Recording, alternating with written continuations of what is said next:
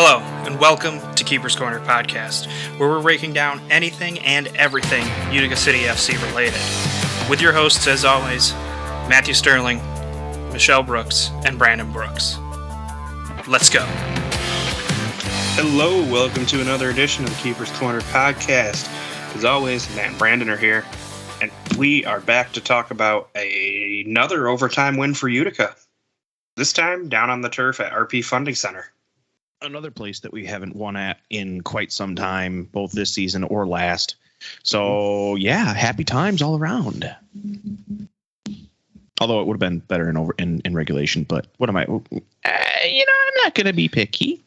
Yeah, we'll talk about how the points played out, but this one was a tight match from start to finish. Neither team was able to get more than a goal lead at any point. This isn't whose line? The points do matter? Yeah. Oh, okay. See, I didn't know that. Mm-hmm. But, I mean, talking about the officiating, sometimes it looks like the rules are made up. Listen, I'm just going to refer back to play that can't be challenged, that gets challenged, and then play that can't be challenged that they don't let get challenged a second time, even though it was challenged. We're just going to leave it at that. I'm just going to leave it at that and, say challenges and dogs. Yeah. No. Hard fought contest. We've said before that Florida doesn't have the best broadcast, but I would say Ackley was much better on the mic this time. A little bit more animated, felt like he was a little bit more into it. The only thing that bugs me, and this is just a pet peeve, I know that typically the announcer is a fan of the home team. Yeah. And so they're going to be biased. Now, I'm not saying he said things biased, because he didn't really. But the goal celebrations. Very different ends of the spectrum. You mean the shot and a goal? Shot and a goal! And then Utica, there's a shot and a goal. But if you listen to Mexico broadcasts. Mexico, Empire, Utica, KC, it's equal celebrations for both sides, or at least very comparable.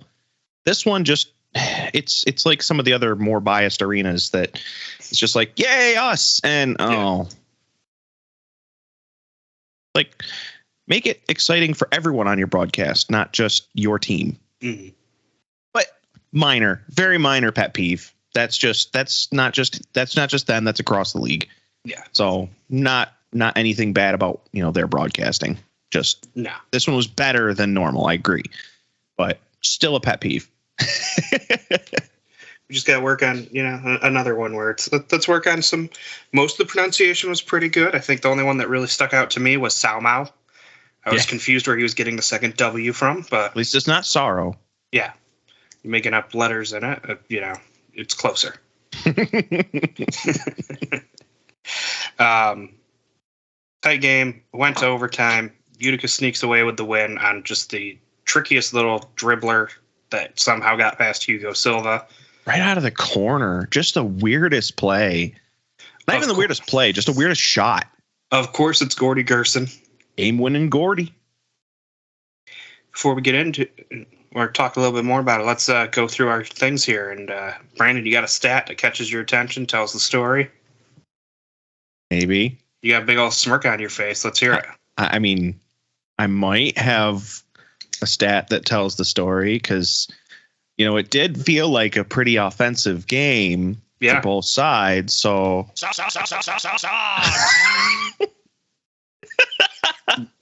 I'm going to bribe Michelle to take that soundboard away from you. Well, then I won't be able to talk to you because that's how this is all hooked up.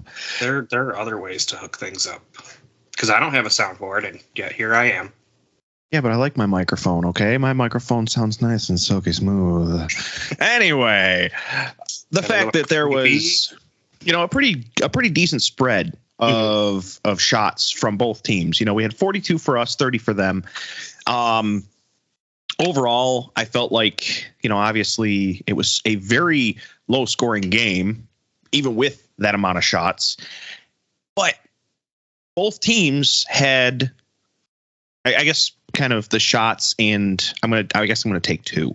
So unless you wanted blocked shots, I'm taking that one also. Because they go in tandem. I mean, we had, I'm gonna be the stat man here for a second, and we had 42 shots, and we were able to block. I'm sorry, we had 19 of those blocked. So a good block differential for Florida, almost half. Yeah. And we literally had the same thing. They had 30 shots. We blocked 14. I mean, just shy of 50% again. Both sides just had a good outing, both on offense, providing the offense with the decent shots on goal, and the blocked shots by the defense. It wasn't just the keepers doing all the work. So overall, I just felt like both of those stats in tandem was just a good showing by both teams. But I mean, obviously Utica had more dogs. And I wish we could have converted on more of them, but I mean, their defense and Hugo Silva are good.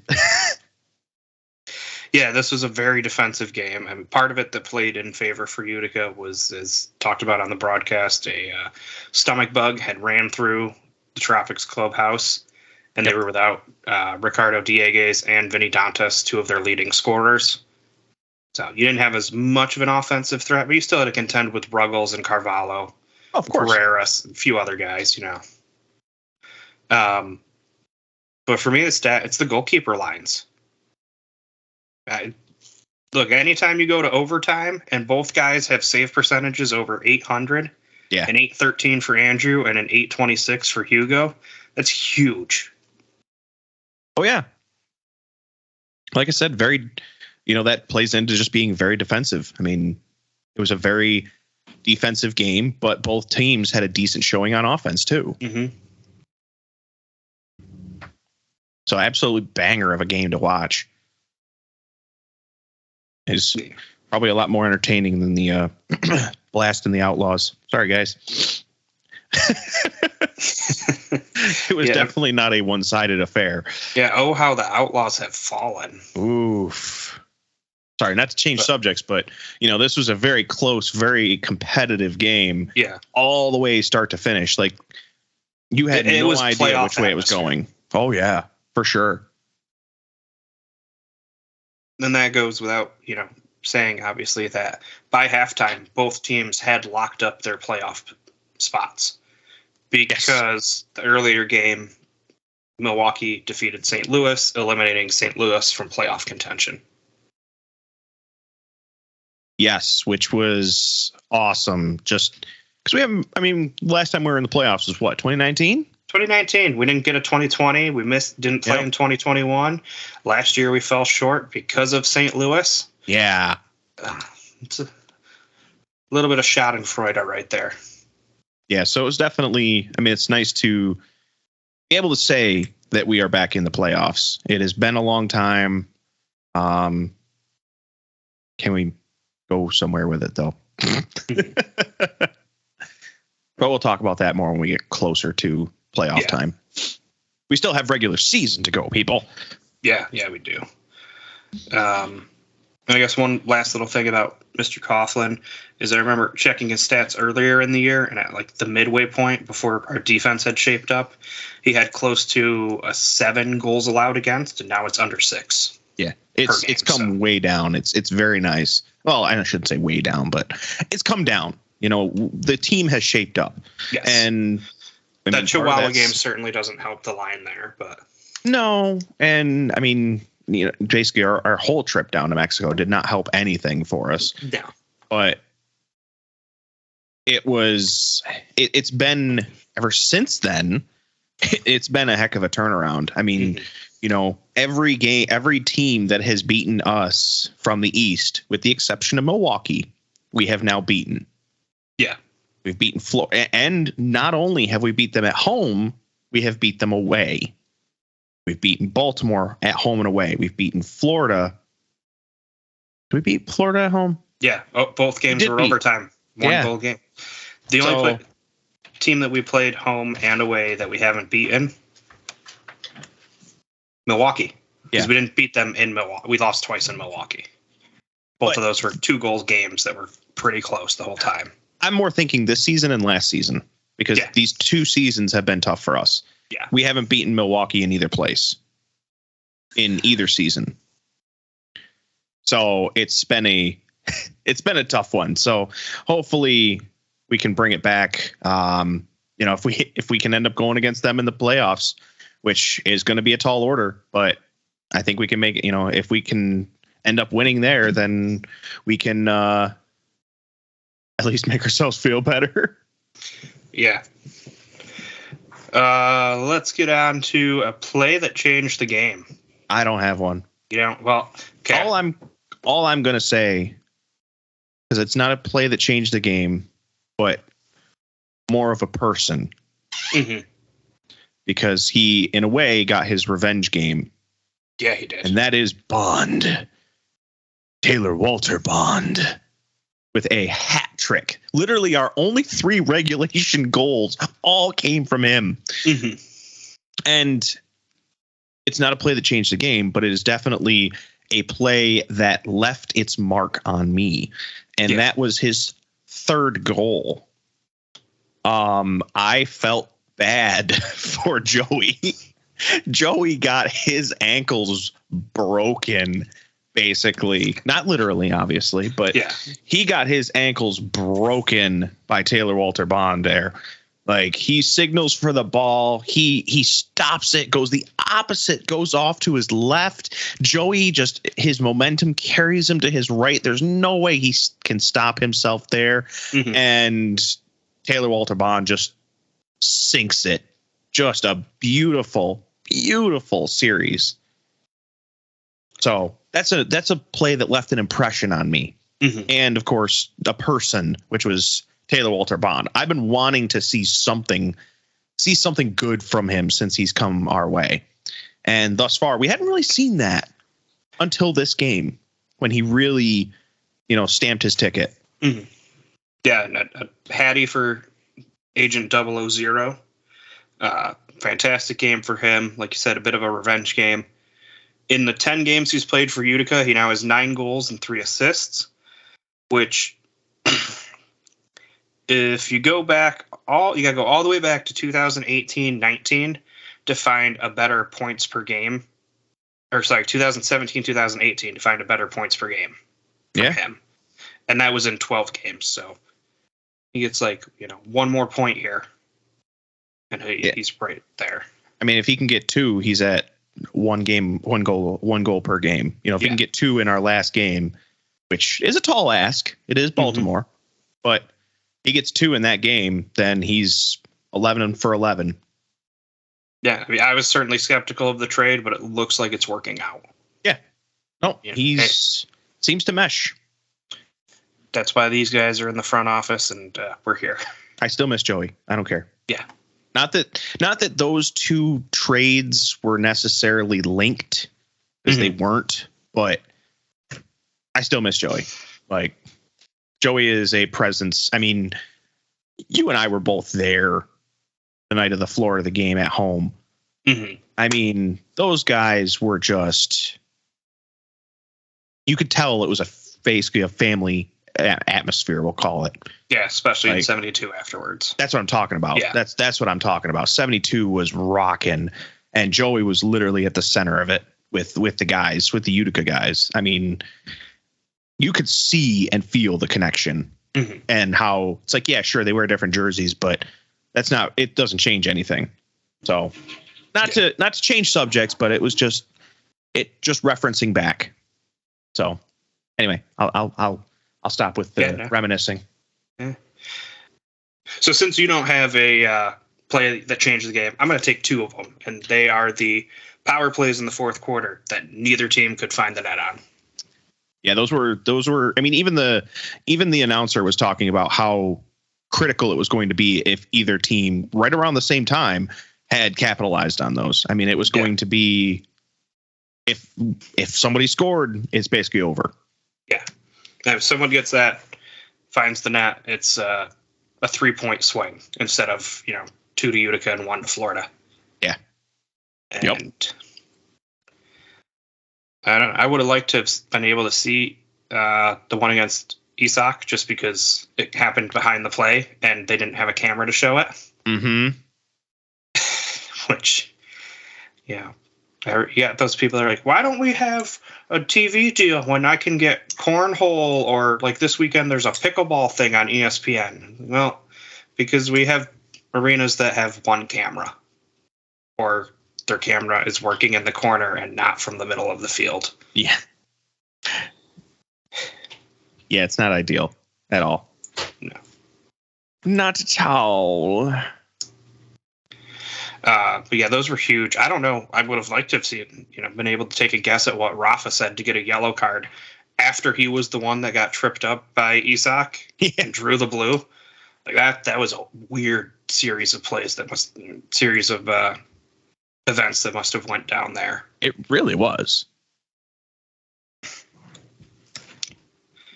Yeah, I mean, huge defensive stand for both teams, and I don't remember any really good looks coming during them, except Segura's that went bar down and then out.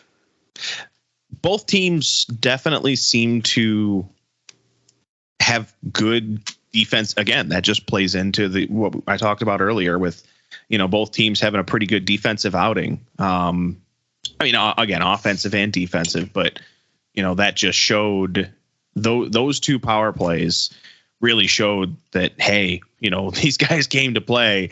And I don't know, it somehow we got it to work. Yeah. Well, it worked out well for Utica. They get 2 points. Unfortunately, Kansas City later got 3 points on the day after they just demolished Harrisburg. That one was hard fought for a quarter, and then Kansas City turned it on or Harrisburg turned it off. I don't know what happened for what it was, but yeah, it was tough. It's tough to watch. Hopefully Harrisburg shows up this weekend against KC because they play the same time as Utica. They're pretty much the only team we're likely to potentially swap places with. Now, in theory, Florida could drop each of its next 2 games, but they're at home against a St. Louis team with nothing to play for. Right. And Utica could win in regulation to jump them, but I don't see that Florida dropping 6 points. Yeah, that's the thing. Like, actually, I ran through that scenario myself the other day with a friend of mine who was asking about the standings in the league, and I'm like, it's very unlikely, but if we won and Florida dropped its next 2, which are both against KC. Yeah. Or wait, was it against KC? St. Louis. St. Louis, sorry. I was going to say not KC. That didn't sound right. KC, we probably have a better chance of holding on to the 4th spot. If it was KC versus Florida in Florida. But it's St. Louis in Florida, which I don't see them taking either one of those, especially now that they have nothing to fight for this season. It's one thing if they still have their playoff hopes alive. It's another thing to be knocked out and not want to get injured going into the off season. Yeah. So you're playing for pride, but yeah, that'll only carry you so far. Yeah. So I don't see the ambush taking either one of those games on Friday or Sunday. So yeah, but in the unlikely scenario, we would have jumped to, I believe, 36 points. Florida would have stayed at 35, and then Florida and KC would have the one game play in. Yeah. Don't really see that happening. No. The one to watch really outside of Utica and Casey in the East is going to be the Milwaukee game on Thursday at San Diego. It's a late game. Actually, there's a ton of action on Thursday night this week. Yeah, there is. The Flash play the Sidekicks, which the Flash are climbed from 6 they're in 6. We have to talk about the fact that Dallas won a game. Yeah, now they just tied the record for the most consecutive losses versus breaking it. Listen, they won a game, okay? Give them something. Be happy for them even a little bit. Come on, man. We got that tight race for there's 2 tight races in the East between 1st and 2nd and 4th and 5th. And then in the West, 1st and 2nd's taken care of, but the Empire have lost 4 in a row. Yep. Tacoma's been surging under Nick Pereira. Mesquite has been dropping like a rock. Monterey's been inconsistent. Their final 3 spots are separate. Tacoma, Mesquite, and Monterey are separated by 1 point with 2 games to play. Empire's only 4 ahead of them. Going to be a fun weekend in the MASL. Thursday, it's Flash and Sidekicks, then Stars and Strikers at 9, Outlaws and Chihuahua at 10, and then Wave and Sockers at 10:30. Yeah, it's a busy Thursday night.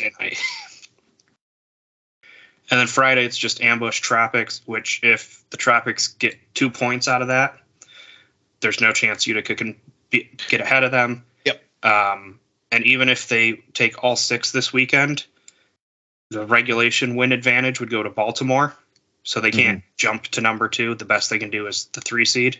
Right. Which I think they'll hold it. Milwaukee finishes up their season on Sunday at Harrisburg, which is That'd be an upset. Weird things happen on that field. It's Stephen Basso's retirement game. Yep.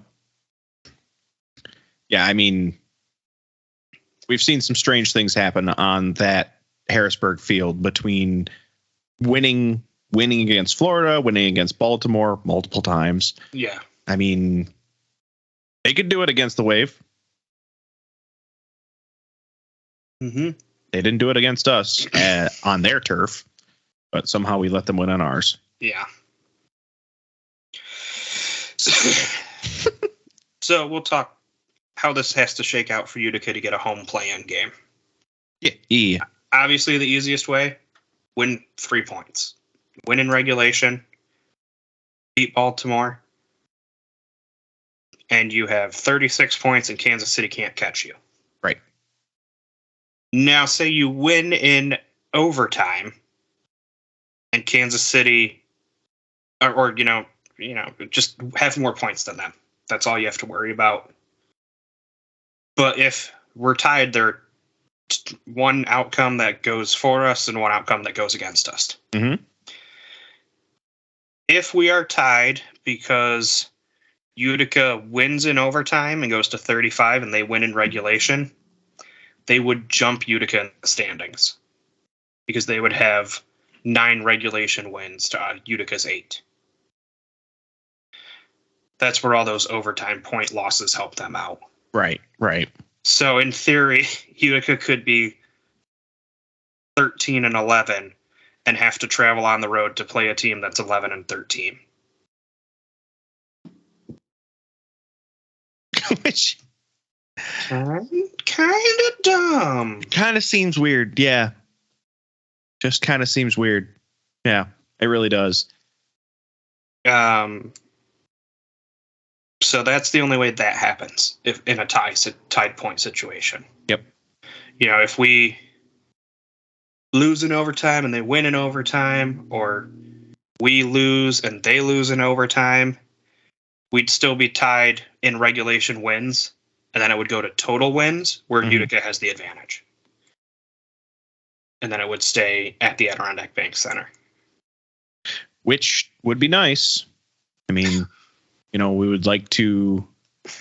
I mean, you can't even say that we want to get past the first round of the playoffs. Yeah. From the Adirondack Bank Center. We just, because that wouldn't even be the case if we beat KC at home. That's literally just to get into the playoffs. Yeah.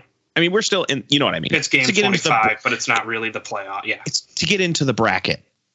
Look, I'd much rather have the 4 seed than just be like, oh, the only reason we got an extra game is because they gave more teams the option this year. Oh, I'd absolutely want to have the 4 seed. Okay. I would like to be able to play at home. I mean, yeah, Kansas City's just different. They're 8-3-1 at home. Utica's 7-3-1 at home. Hopefully 8-3-1 after Saturday.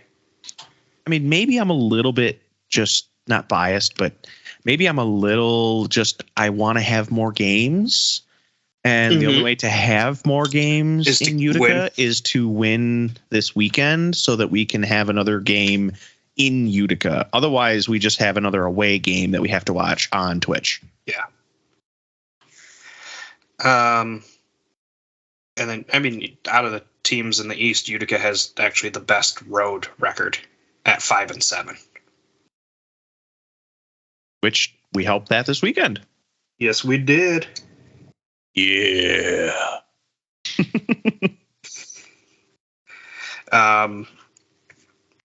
So that's how that can play out.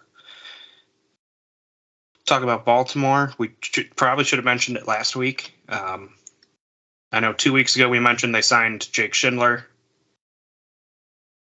And then last week it came out that Baltimore had reached a deal with the Lancers to be the official M2 farm team for the Blast. That feels like a giant missed opportunity for Utica. It does. I mean, I don't know. 2 hours away versus a 6-hour road trip, 7 hours between Rochester, maybe. You know, you do have a lot of guys on the Utica roster that haven't really played this year and would certainly benefit getting some live game time down in M2. Like the Sockers do, or the Strikers do, or the Stars do. Listen, you just want the Utica team to have a second team for the name. No, it's not that. But what, you don't want U2? U2, Tutica.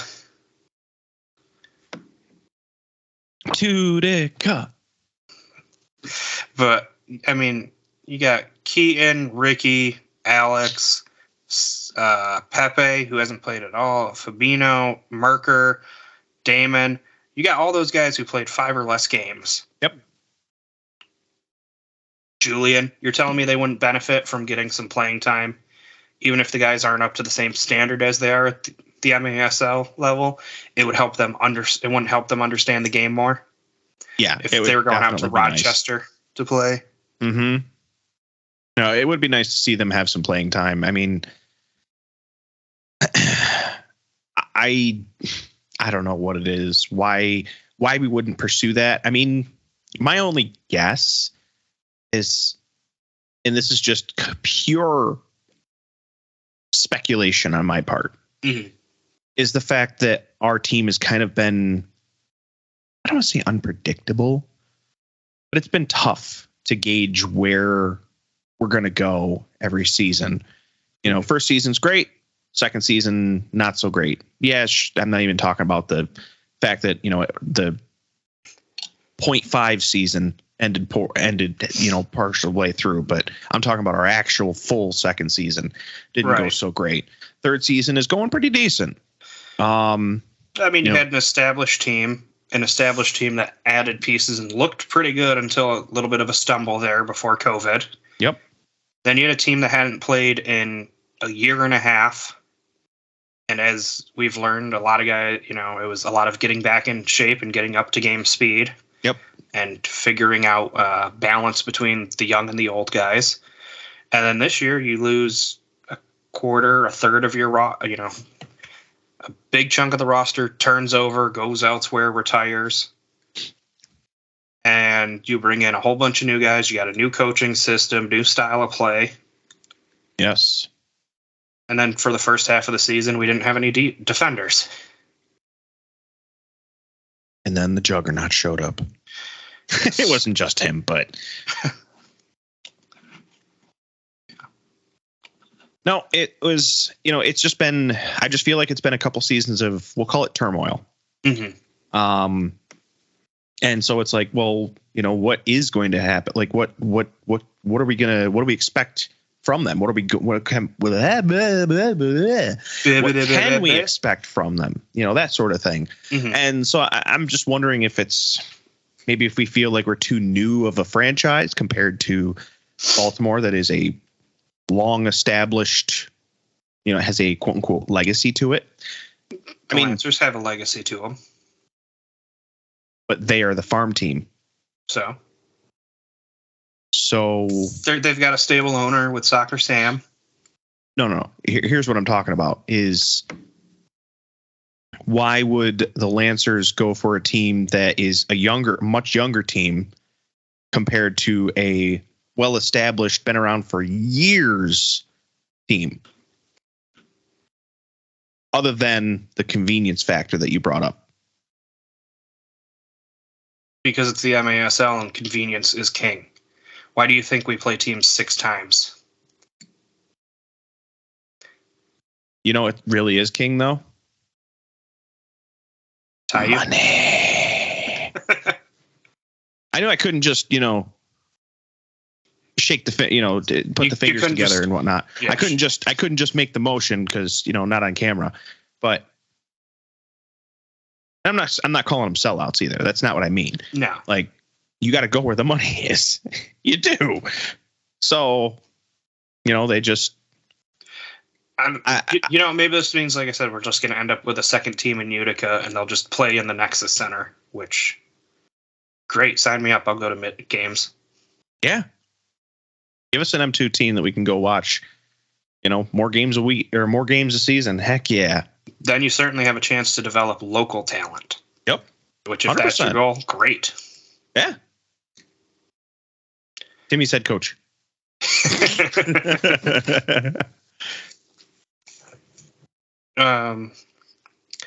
So, yeah, that's playoff standings. That's kind of what's going on a little bit around the league. Saturday night, 7 o'clock. The Adirondack Bank Center at the Utica Memorial Auditorium. It is the final game of the 2022-2023 regular season. And we end it like we started it, facing the Baltimore Blast. Utica is 3-2 against the Blast this year. Which is a decent record. That's very good. Very good. We're getting back to the point where it used to be where every single game we went into against the Blast, whether it's at home or away, you felt like it was a 50-50 chance that we were walking away with it. Yeah. Because the teams were very evenly matched. I would like to see us win this for the simple fact of tying the record for the season. Mm-hmm. Because then that just solidifies what I just said, and what I've been thinking about this team is that we're getting back to that 500 standing against one of our biggest rivals in the area. Yeah. No, this one is, it's must win. It's not must win because you get one more game, but it's must win if you want home field advantage. Right. And I don't know about you, but did we play Kansas City at all last year? I don't think we did. I don't remember us playing KC. I'm sure I could look back, but I don't remember playing them specifically. Because, I do remember playing KC before COVID. Mm-hmm. And I did not like the way it ended. I don't remember how it ended. You don't remember that game? No. Oh, Brandon. We did not play them at all last year. Okay. That game was one of those infuriating games. So the night before, I remember this. Casey was the night before that game in 2020. Casey was out in Rochester. Dougie Miller suited up to play for the team. Leo Gibson got a red card, so he was going to miss the game the next day in Utica. And it was all Utica through 3 quarters. We were up 6-2. I remember this now. And then in 4 minutes and in the final 4 minutes and 45 seconds, we gave up 4 goals against 6th attacker, went to overtime, and it took them 25 seconds to score. Yeah, I do remember this one. This one left a severely bad taste in our mouths. Mm-hmm. Like, this was just like a, how did you let this happen game? This was one of those where I definitely ranted about, why did you take your foot off and just try to play defense and just sit back?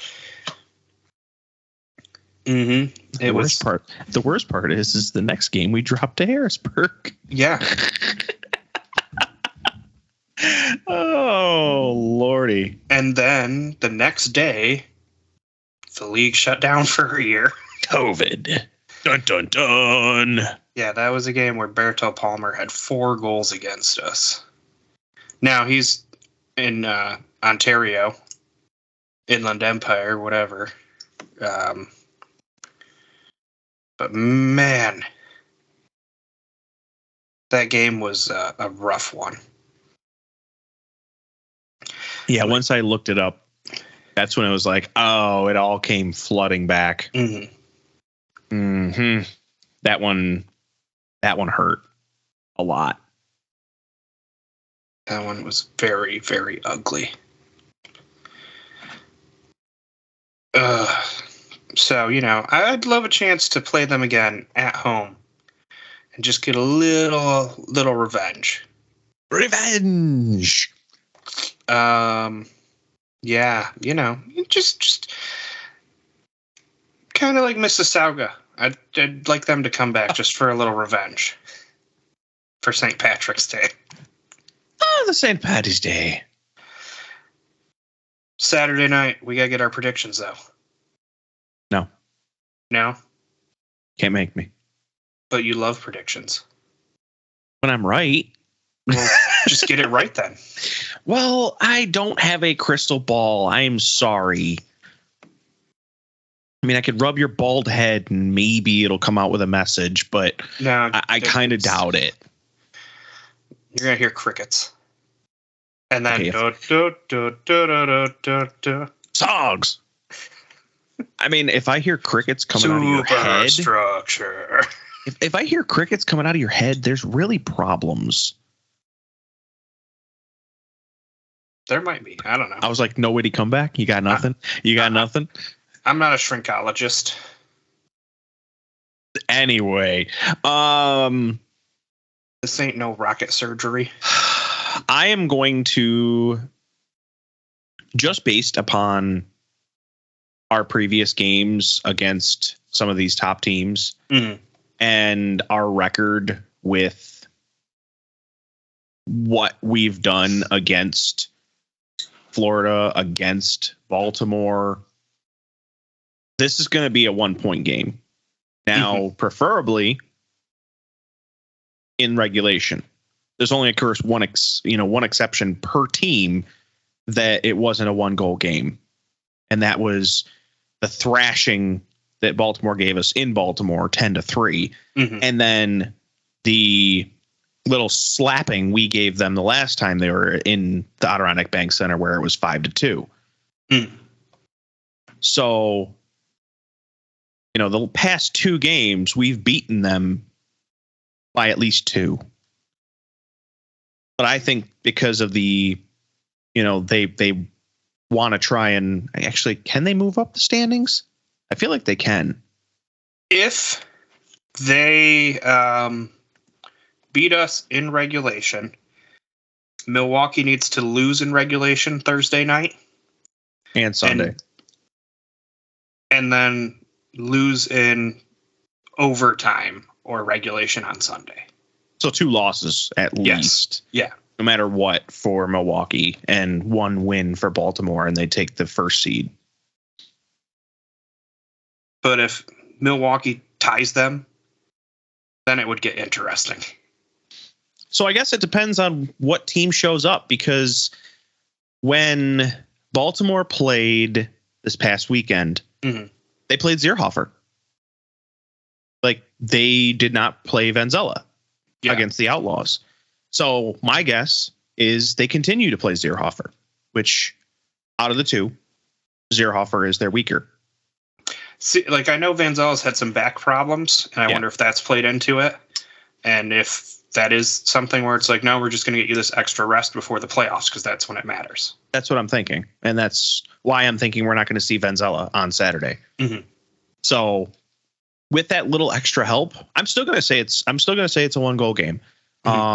I'm sticking to that. But put some respect on Mike Zierhofer's name. He did just pitch a shutout. So I'm going to go. I think every time that we've gone against them, I've said like 6-5. So I'm going to say 4-3. I'm going to say it's a defensive game, very defensive game. So yeah, we're going to go 4-3. Utica in regulation, because that's wishful thinking. So one thing we kind of knocked Baltimore for is all their road losses this year, because at one point they were like 1-6. Yep. They're now 3-5-3 with their last 2 wins coming on the road against the Comets, and then this past weekend against the Outlaws. And that Outlaws game, for as, just kind of, I don't want to say bad as the Outlaws have been of late, but like as poorly as that team has played of late, as like they just haven't been able to finish a game. They were in it for most of this. It was 2-2 until there were 2.5 minutes left, and Moy put a goal away on a power play. Yeah, and it was very even. It was 24 shots to 22 shots. The difference was Zierhofer played out of his mind this past weekend. Oh yeah, and maybe we knew he had the capability of doing it. Yeah. It's not like I'm saying that he is an incapable goalkeeper, because he is not. Far from it. And then you go back a little bit further, and there was our shellacking of that. Not shellacking, but just very dominant defensive 5-2 win at home. And then the one before that, or the one after that, was when they won at Kansas City. And that was a 1-goal game. 5-4. And it was tied up until, again, with less than 10 minutes left in the fourth quarter, the Blast were able to sneak one in. Yes. Which, hey, maybe that says more about the Blast's stick-to-itiveness, something that we've talked about with Utica. Keeping the foot on the gas pedal. But in this game, they were outshot 44-21. Like, this was a game that Kansas City really controlled the ball. Yeah. And kind of like we saw, what was the other game that we talked about where Kansas City had the KC Florida one that we talked about last week, where they had 58 shots on goal. Yes. And That's just an couldn't absurd amount. Just could not convert. Yeah, I mean, that's another reason I want KC on the road. If you're playing in Utica and you're already shaky offensively lately, unless you've somehow exercised those demons, it's going to be a lot tougher with the sounds of the odd booing down on you. Yeah, the odd is a loud, intimidating place. Or it can be.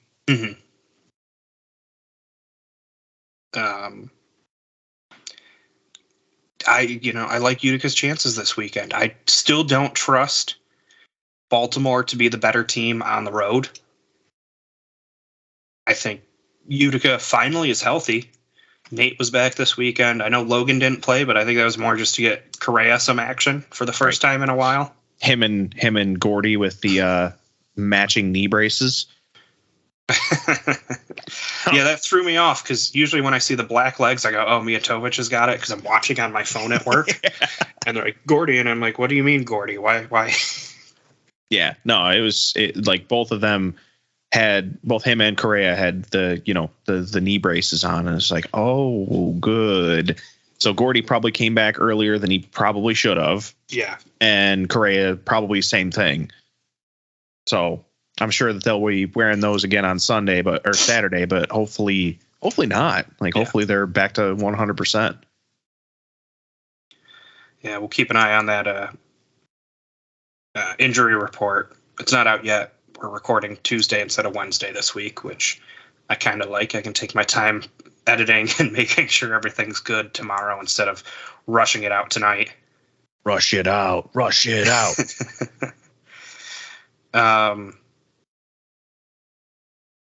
I'm going to give Utica the win by 2 goals. And I only say that because, I don't know, something in me says that they're not playing a rival. They obviously don't want to get banged up. The Sockers might rest some guys on Thursday against the Wave. And the Wave could go in there and sneak a win. And if they do, that's it for the Blast. Yeah. Like, you're not fighting for the 1 seed at that point. Nope. So the Blast could also rest some guys. Oh, yeah, I could absolutely see them. Like I said, at minimum, I think they've rest Vanzella. Especially with the Lancers out of the M2 playoffs, being 2 hours away and just being able to send some guys down the thruway if needed.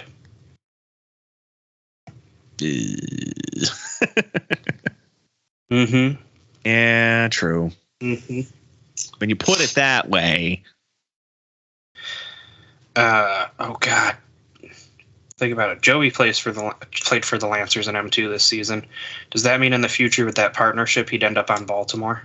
Oh, trust me. I've been sitting here thinking Joey, Vitali. Of course, Jake is already there. Technically. Yeah, I've been running down the list in my head. They already had Moy and Obasi. Are they just like taking all of our old pieces? They're just like, hey, what, you guys don't want this anymore? Yoink. Are you going to be Utica City South? It's our expand. See, you wanted some sort There's of. There's our M2 team. It's already got an M2 field. It's our secondary team on a much smaller baby field. Even though the attendance, I think, has beaten us this year. They've had a few sellouts, which has certainly helped. No, we're still ahead of them. We got it. We will finish 3rd in attendance again this season. I was going to say, I thought we had some darn good attendance this year. Keeping us in the top 3 for ever that we have been in the league. Because Utica fans don't have anything better to do on a Sunday afternoon. Which just tells me that these people don't understand how much Central New Yorkers love their Bills. To not stay at home or go to the sports bar.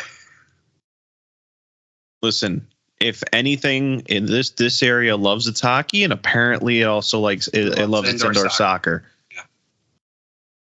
If indoor soccer didn't play the way it does and is so similar to hockey, I don't think it would have anywhere near as much of an outcry or a showing.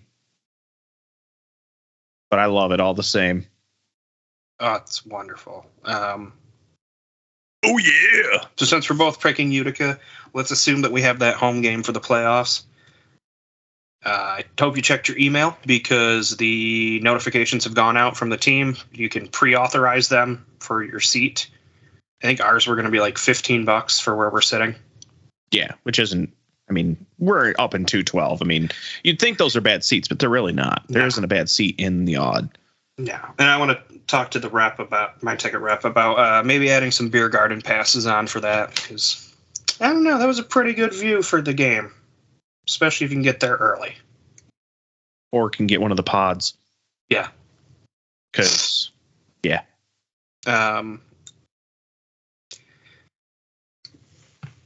Season wraps up this weekend. Both teams play Saturday night. Midweek game is not out of question, just because. So the Comets play Friday and Saturday night at the Odd. So obviously Utica can't play then. Mm-hmm. Sunday's Easter, which I feel like would deter them for some reason, even though, I don't know, I see a ton of other leagues that are like, oh man, it's Memorial Day. Oh man, it's Christmas. I was going to say, I mean, you see, let's pack the stadium. You want to leave your house for Christmas and come watch sports? You want to get away from the family? We have the option, yeah. Who hangs out with their family on a holiday? What? Especially Christmas. God, who does that? It's the perfect gift for the kids. Take them so they can go scream at pro men running around on a small wooden court. And you nailed it. But like, I wouldn't be opposed to that. I don't think the league would want to push it to next Monday. That really feels like a bit of a stretch. It does. Especially because the second round has to get 2 games in. And if Utica makes it that far, the Comets have, I think, 2 more home games after that, like the following Wednesday and Saturday, which narrows down it even further when you can play. So I would expect a Wednesday or Thursday night game. Mm-hmm. Obviously, due to my work schedule, I'm hoping for a Wednesday night game. I'd be fine with either, for me personally. Look, we put 2,800 people in the Odd on a Wednesday night over Christmas break. We can do that again. They did 2,800 last year during COVID over winter recess. Yep. It's a nice way to go out and celebrate Hump Day. Hump Day! Guess what day it is? Mike. But it's not Hump Day right now. No, but it will be by the time I edit this, and then it will have passed by the time this goes out. Fair. Unless I just drop it tomorrow afternoon as a, hey, let's get this out there so you guys have more time to listen to it before the game. Sogs! Yeah, you crack those fingers. That feels good.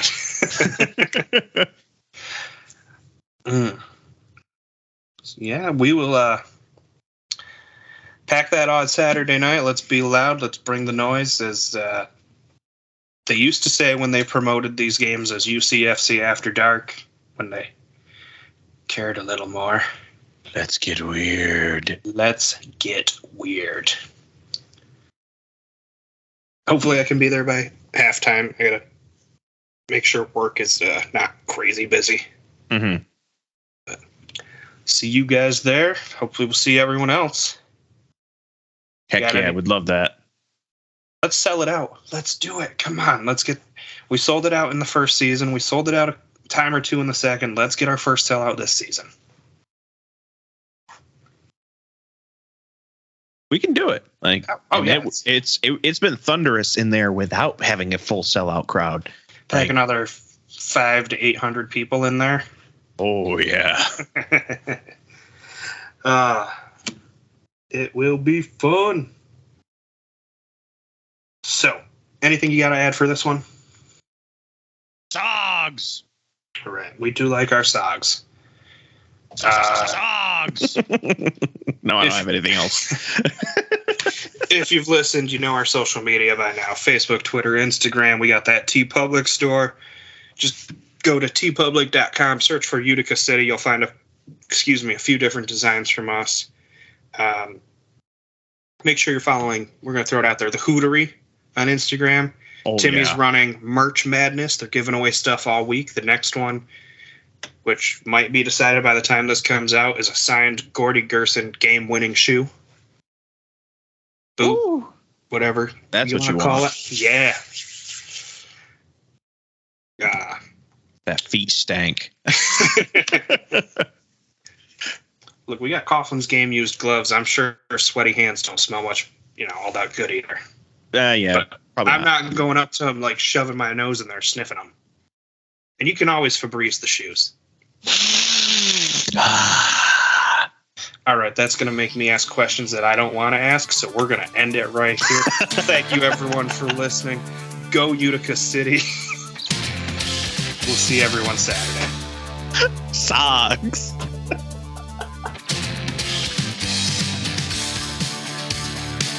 Hey everyone, thanks for listening to the Keeper's Corner podcast. Be sure to subscribe wherever you listen to us so you never miss an episode. If that podcast app also has reviews, be sure to leave us 5 stars to let us know how we're doing and reach a larger audience. It really helps us out. You can find us on Twitter, Facebook, and Instagram at Keeper Corners Pod.